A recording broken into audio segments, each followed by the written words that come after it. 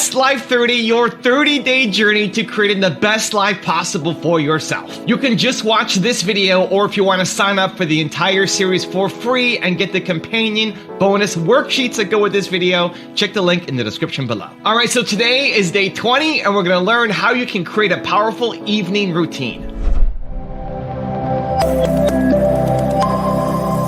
So other than the 5-second rule, there is one habit that I have adopted in the last 3 years that has fundamentally changed me as a business person. And it has also changed my ability to manage my emotions so I don't get hijacked.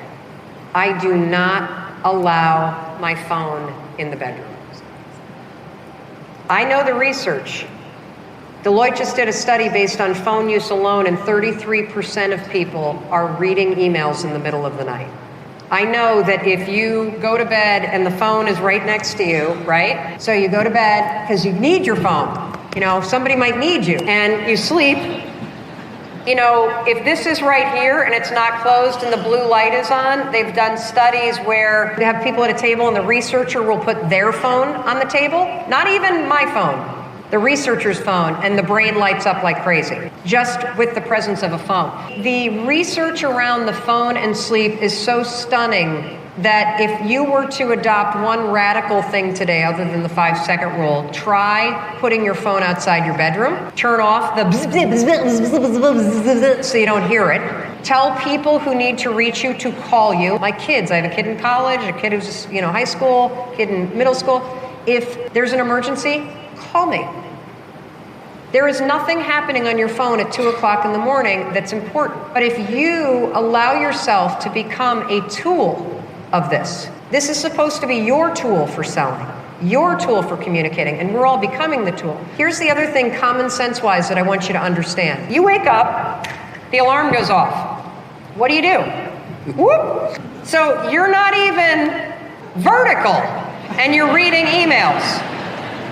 And what is in these emails? Other people's crap. If you don't have boundaries with this puppy, it's going to impact sleep, it's going to impact how much money you make, it's going to impact how much self-control you have. And so when I put this thing outside the bedroom and I wake up, I walk over to where the phone is, it's plugged into my bathroom, I turn it off, I don't look at it yet. I give myself 5 minutes. 5 minutes before I tune into the world to actually tune in up here and say, what's the one thing I'm going to get done today that really matters to me?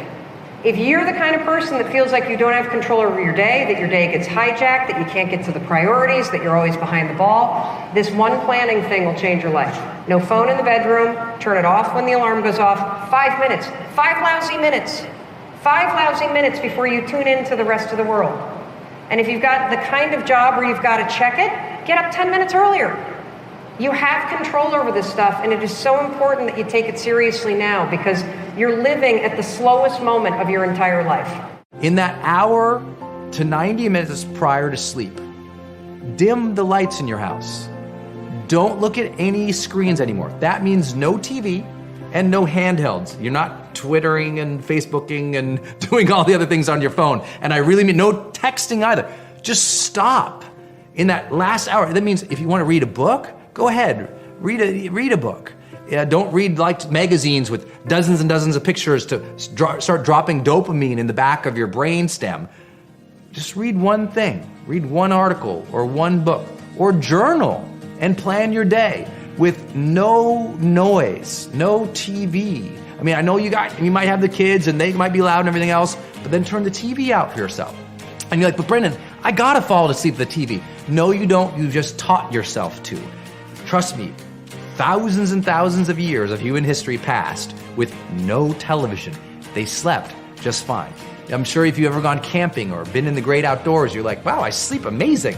It's because you're not watching television, I hope. Now people, they're in the campgrounds, Travis, watching their iPads, It's like, you gotta turn it off. Dim the lights, no screens, no sounds, stimulation. Just chill the last hour and it'll allow you to kind of glide yourself into bed, calm, cool, you'll sleep like a champ.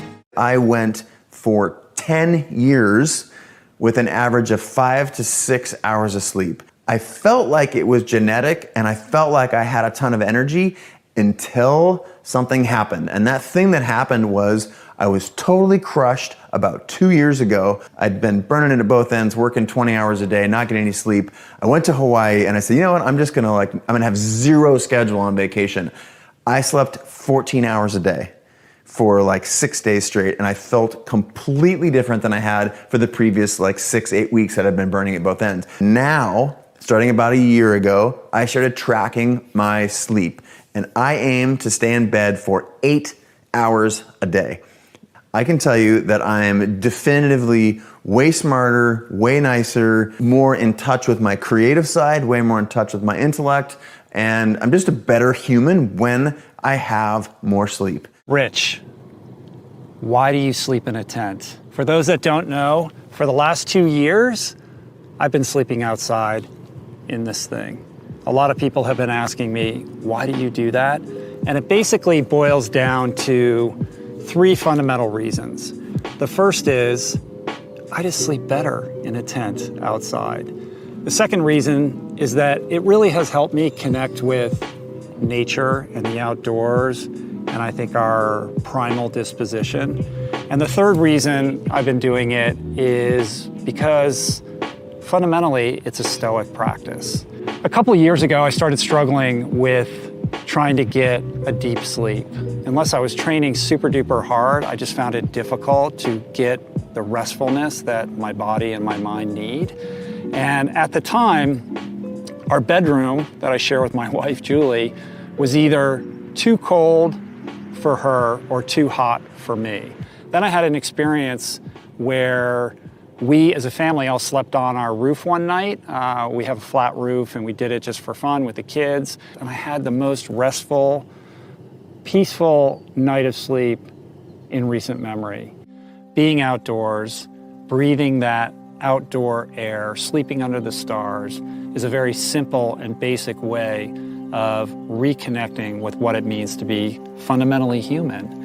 We live in this super fast-paced culture. You gotta get your hustle on. You gotta work 24 hours a day. And if you're not being productive in every moment of your waking existence, then you're wasting time and you're falling behind. And with that comes a deprioritization of sleep. Sleep is for slackers, right? And nothing could be further from the truth. I know that I can't perform at my very best unless I get 8 hours of sleep. And it's not just the amount of time that I sleep, it's the quality of that sleep, it's the caliber of that sleep. It is my opinion that everybody should be doing everything they can to enhance that quality of their evening hours. And I found that by sleeping in a tent, it's almost like this hack towards improving the caliber of my sleep so that I can show up throughout my day and excel, be totally focused, be totally present, have good energy, be in a good mood, and all of that derives from sleep. So if you really take the time to prioritize the quality and the amount of time that you're sleeping every night, you will realize quantum gains in your productivity, in your output throughout your day. Before we get started, do you mind if I put my phone to sleep here on this phone bed here? Can you tell us about this phone bed of yours? Yes. We launched Thrive in December 2016, so just over a year ago. And there was one product that I wanted to launch at the same time with the company, and that's this phone bed. It's actually a charging station. We are all addicted to our phones. Mm-hmm. What we recommend is that you put this little phone bed charging station outside all the bedrooms in the home. And then at night, everybody puts their phones to sleep. And you put them under the blanket, you tuck them in, you say goodnight. And the idea is that while the phone is sleeping and charging, you are sleeping and recharging. I love the idea. Over 70% of people sleep with their phones by their bed. According to all the latest science, the worst thing you can do for your sleep is to sleep with your phone on your bed. Yes. The phone is the repository of every project, every problem, everything we're dealing with when we're awake. Therefore, it needs to be separated from us when we're asleep and recharging so that we can wake up fully recharged and deal with whatever life brings us. When Jeff Bezos, for example, wrote on Thrive, a piece, the headline he chose was, why my sleeping 8 hours a night is good for Amazon shareholders. It went crazy viral and had a big impact on people. Yes. because he analyzed his decision making. Yes. And he said, the value I bring to Amazon is the quality of my decisions. And if I get 6 hours, if I get less than my optimal 8 hours, he has analyzed that his decisions are 5 to 20% less good. So I'll give you my routine. I'll give you my nightly ritual. But what I recommend for everybody watching is to create your own ritual. I mean, it's almost like I give you a menu and you need to experiment and see what is it that does it for you. Sure. For me, it's like 30 minutes before I'm going to go to sleep, turning off all my devices and gently escorting them out of the bedroom. Escorting them out. They'll be there in the morning. You put them on a horse. You put them in the little homes outside the bedroom. Turning off the lights, the bright lights, making it sort of, I just have one nightstand light and one light in the bathroom. Then having a really, really hot, wonderful bath. Really? Warm bath? Yeah, with Epsom salts, which are very relaxing, and flickering candles. But if you guys don't like baths, have a shower. I don't like baths. Okay, I've got one, but I've never used it, yeah. You can have a shower. Yeah, and hot is better than cold. Oh, yeah, you basically want to slow down your brain, soothe your muscles, everything is like powering it down. I guess when you're going to a hot tub late at night, I always feel ready to sleep. Exactly, you feel exactly. The hot tub is a perfect. So do a hot tub dip if you have a hot tub. If you have a hot tub, go to a hot tub. Okay. I don't have a hot tub, so I do the bath, and then put on. If you sleep naked, you sleep naked. But if you wear PJs or a night dress or whatever, make sure that you wear clothes for bed. I used to sleep in my gym clothes. Really? And then your brain gets these confusing messages. Are we to going to work the out. gym or are we powering down? So even if you're a t-shirt, make sure it's not a t-shirt you wear to the gym. And then in bed, I only read physical books. I don't read anything on screens. Yeah. And anybody who is reading The Sleep Revolution in bed, I will consider it a personal victory if you actually fall asleep while reading it. Read 20 pages a night, fall asleep. Yeah. Whatever, 10 pages, you get drowsy, you let the book drop, you turn off the light, you're asleep. So that is incredibly important. For those who have children, you know that's how you put your child to bed. You don't just drop your child in bed. You read to them. You give them a bath, you put them in their PJs, you read to them, you kind of transition. It's like the good night moon. You say good night to everything, which is really a demarcation line between your day with all its stresses, however blessed our lives may be. Every day has stresses, challenges, difficult things, and incompletions. There's nobody who has any interesting job or is a busy mom who finishes the day and says, I did absolutely everything. Yeah, it's always something that was on my list or I should have done. Never. Yeah. So you need to somehow tell your brain and your body, we did what we did this day. And now the day has come to a close. And we need to fully cross recharge the line, right? and We cross the line. We need to cross that line. Not be in bed on the screen thinking about work and then trying to sleep at the same time, creating a cutoff line. I just really, I wish I could sort of convey that feeling that I absolutely, totally believe now to everybody watching, because I promise that if you do this, every aspect of your life will improve. If you have any lingering doubt that you're not going to be as productive, just try it. Yeah. Because it's like getting in the Tesla. You're going to get to your destination faster, right? Smoother. Cleaner. With kind of consuming less energy. How do I start my day on the positive side? I often wake up anxious and stressed. Well, Craig, thank you very much for sending in your question. I would like to respond by first asking you a question, and my question is, what do you do before you go to sleep at night? See, most people before they go to sleep at night are either checking their email on social media, watching a violent TV show or horror movie, or reading a scary book.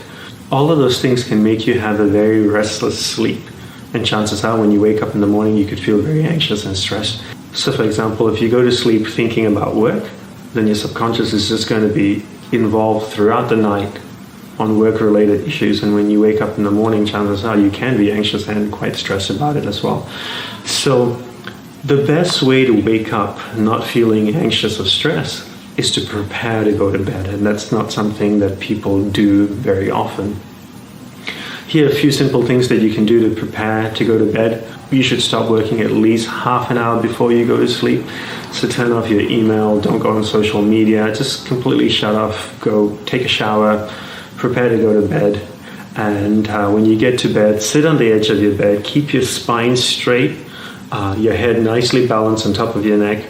Take a slow, deep breath in, and then slowly exhale again. And while you're doing this deep breathing exercise, focus entirely on your spine. And if you can't feel your spine, gently move your back from left to right a little bit so you can feel your spine. Focus on your spine as you breathe in deeply and as you exhale slowly as well. And then just lay down on your back and go to sleep. And obviously this is going to take practice. May not work the first day, the second day, but if you consistently do this every night before you go to sleep, you'll start having really good, deep, restful sleep and wake up not feeling anxious or stressed. How important is rest and how much do you get of it? I'm trying hard at the moment to pursue my dreams, but sometimes I feel out of balance because I lack sleep, for example. All right, boys and girls, I'm telling you, I'm just gonna be super arrogant for a second. I built $1 billion business without setting an alarm. Prioritize sleep. I work a lot. In fact, I'll take the Pepsi challenge. Anybody that wants to go head to toe with me in terms of what you get done, not just raw number of hours aimed at a computer or whatever it is that you're supposed to be doing and performing totally suboptimally. I'll just take the Pepsi challenge on that. I always prioritize sleep. I always prioritize my psychological optimization. So for instance, if I'm working around the clock, this happened not too long ago. I was just working so many hours and it ended up encompassing too many things that took more energy than they were giving that I started to feel anxious. In fact, I started to feel claustrophobic. That's exactly how I felt. I wanted to crawl out of my own skin. I don't know how else to explain it. It's just like, it was driving me nuts. And I realized I need to chill for a minute. I need to meditate. I need to take an hour and go do something that's still moving me towards my dreams because that's my thing, but that I really enjoy. And so maybe in those moments I go read a comic because we're building a comic book publishing empire. So that's part of what I need to do anyway. But reading the comic is fun. I also need to meditate and just literally breathe from my diaphragm. So get the sleep that you need. That's super critical. You do not need to set an alarm. Sleep as much as you need to. And by the way, if you're doing things that are exciting to you, I know people, some of you are gonna believe me because hopefully I've earned the credibility with you up to this point, and some of you are gonna call total bullshit. You can ask my wife. I can set an internal alarm clock in my mind only if I'm excited about something or really stressed out, but that's a whole nother thing which I try hardly to do ever. But when I'm really excited about something, I can set an internal alarm clock. This morning, I told myself, wake up at 4:15. What time did I wake up, boys and girls? Not 4:14, not 4:16. I woke up at 4:15 because that was the time that I told myself to wake up. I can usually get within 5 minutes of what time I tell myself to wake up. It doesn't always work. And if I'm tired, I don't give myself that edict. I tell myself to sleep as much as I need. But when I'm really excited about something, there's something I want to get up and work on, and I'm afraid there just won't be enough time, and it's a reasonable amount of sleep. I'll say anything north of 5 hours, I can usually get myself to just wake up. So get the sleep. Prioritize cognitive optimization because then you're efficient, and efficiency is the name of the game. So sleep, sleep, sleep. I am not a guy proposing set your alarm, get up at 4 a.m. no matter what. It's not me. Go to bed early, get your sleep, meditate, get in a good, peaceful, calm, creative state so that you can really crush it.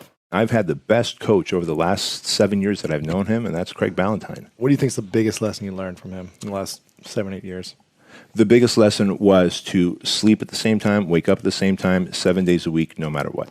Really? Sleep is so valuable. It's so important. It's so underrated. I used to think that, here's what I'm a fighter jet. I would literally walk around the house, honey, I'm a fighter jet. Fighter jet, doesn't even come down to get refueled. They're up there getting refueled, right? Right. We've all seen the YouTube videos. Yeah. Well, the fighter jet, if they leave those afterburners on too long, they just fall out of the sky, which no one had told me. Right. Until I fell out of the sky. I was having essential tremors and anxiety attacks and not realizing it. And as I got better at sleep, those just went away because one discipline leads to another and to another. How you do anything is how you do everything, right? And so that one thing that he taught me, or I learned through him, and we'd be in Vegas, we'd run a mastermind together, because now we run a mastermind together. And at 8 o'clock, and he's gone. Buddy, where are you going? I'm like, sleep. Yeah. I'm there by 9 or whatever, right? Yeah, exactly. And he powers off 30 minutes, all his electronics before. So now I do the same thing. I power off. I don't go to bed and then do this. Yeah. I powered off 30 minutes before, and my mind stops racing, and the left and right side start reconciling of the information I took in throughout the day versus the information I keep consuming, taking in, right? Until I fall asleep, and then Lord knows what happens in my brain. Right. What time do you go to bed and wake up?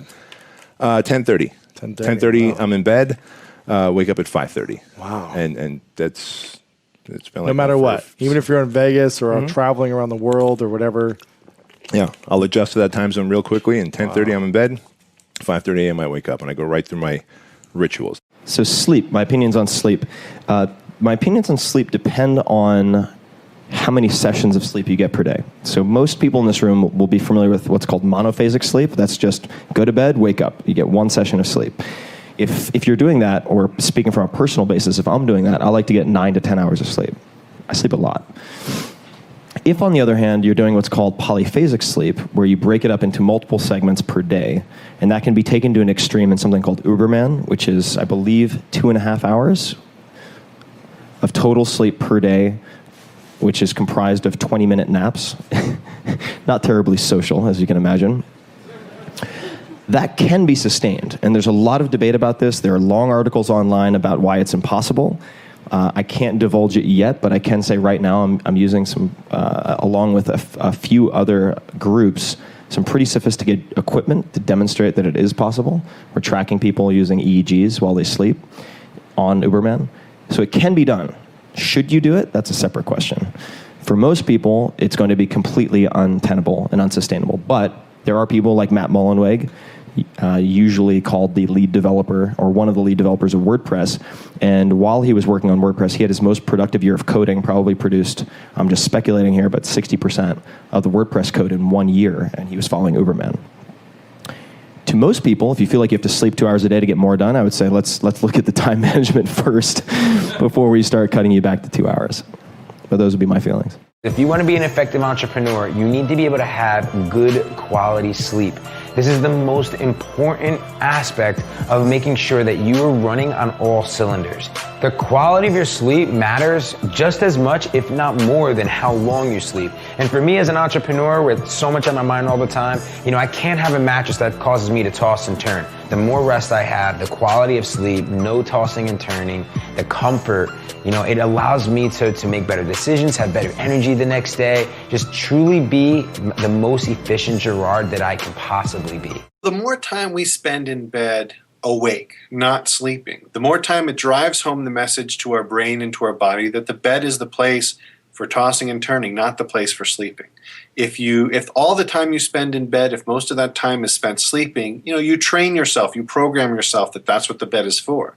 But on the other hand, if you're spending a lot of time awake, what you end up doing is the opposite. You end up programming yourself to be awake, which is why a lot of times people can feel really, really tired. Then they get into bed and their mind starts going and they don't quite know why. I've been there. Okay, but now if you just can't sleep, does time really matter?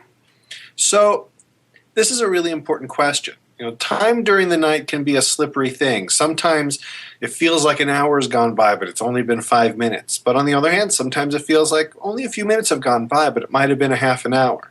Well, the problem is the more time you spend in bed awake, not sleeping, the more likely you're going to develop some sort of insomnia. So what you need to do is once you've hit around 20, 30 minutes, maybe a little more, depending on who you are, you've gotten to the point where that sleep is not happening, and it's best to just get out of bed, do something else for a little bit, and just try again in a little while. Okay, so if 30 minutes have passed, get up and do something, but what kind of activity would you be doing in the middle of the night exactly? So you want something that's not too exciting, because you want to be able to put it down in 30 minutes or 45 minutes or however long you want to give yourself before you try again. So if you get too engrossed in it, so if you're someone who gets engrossed in a book, that might not be the best idea. But if you're someone for whom a book relaxes you, it's a great idea. Also, you might want to avoid doing work, because sometimes when people pick up the computer and start working in the middle of the night, a lot of time can go by, and you might end up waking yourself up a little more, and it might be hard to get back to sleep. Also, don't do anything that involves turning on the bright lights. And so if you're using a computer or something, make sure the lights are pretty dim so that it doesn't wake you up too much. Yeah, that's a good point, especially with all the social media we have and all the gadgets. But now that sounds like we're kind of giving up on the idea of getting any rest because we're getting up. Is that the case?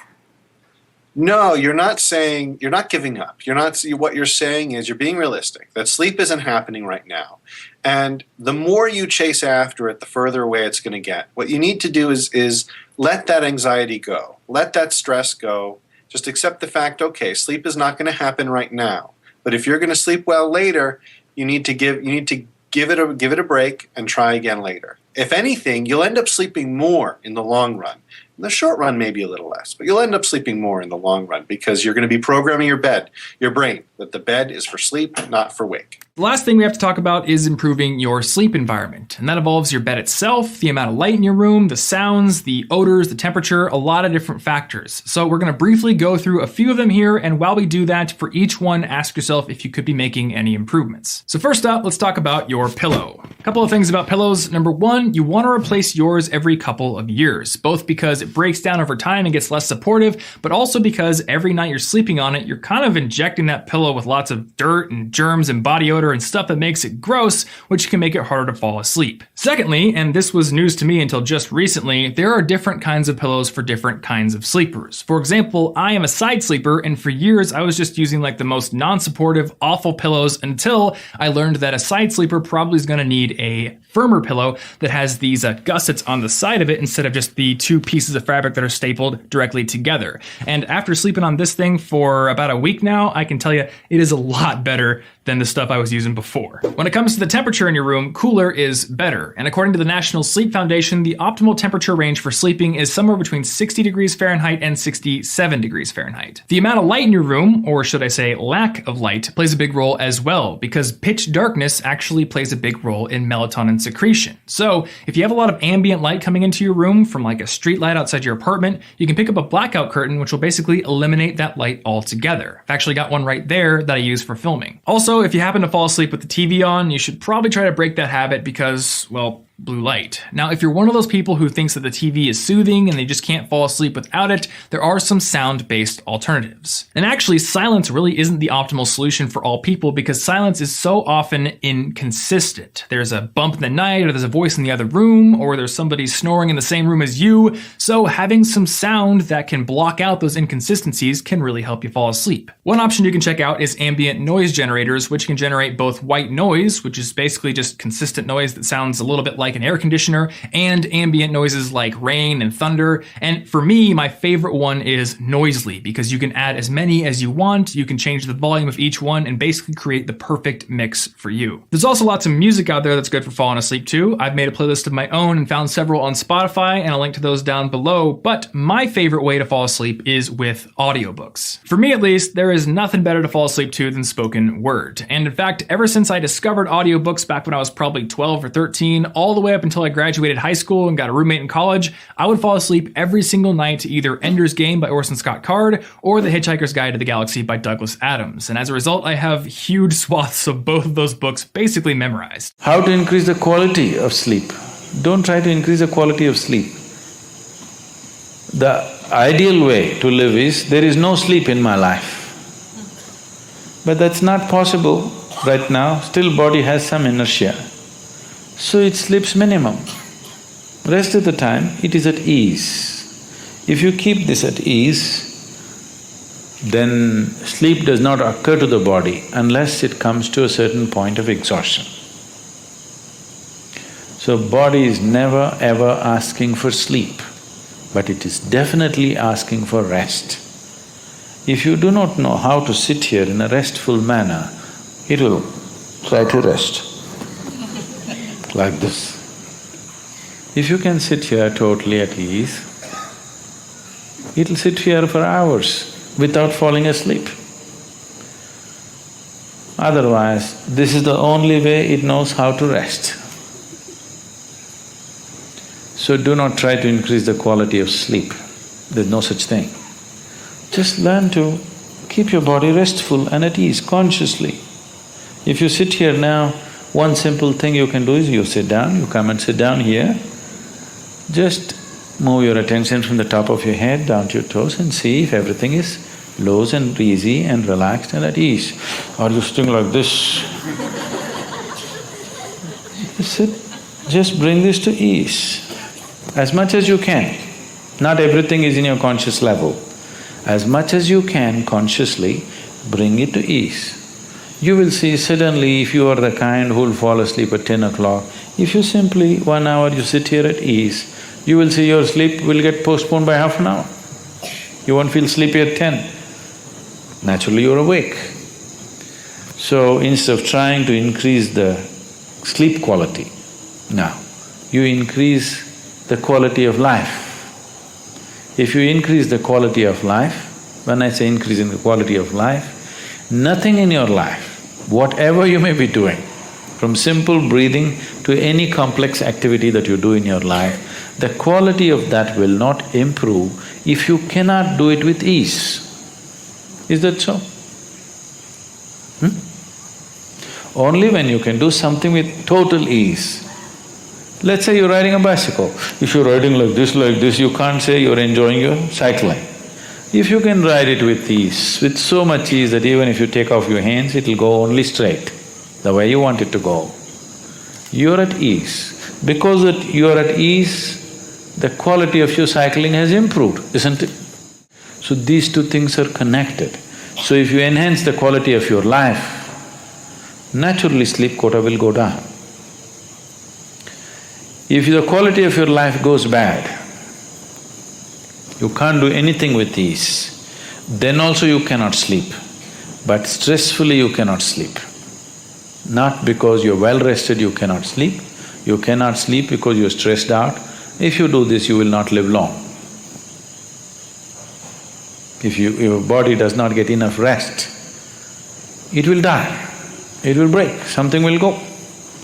If you are not at ease, that means you are in dis-ease. You're heading there. You are in dis-ease means you're in a certain state of ill health. But if we say you're deceased, that means you're dead.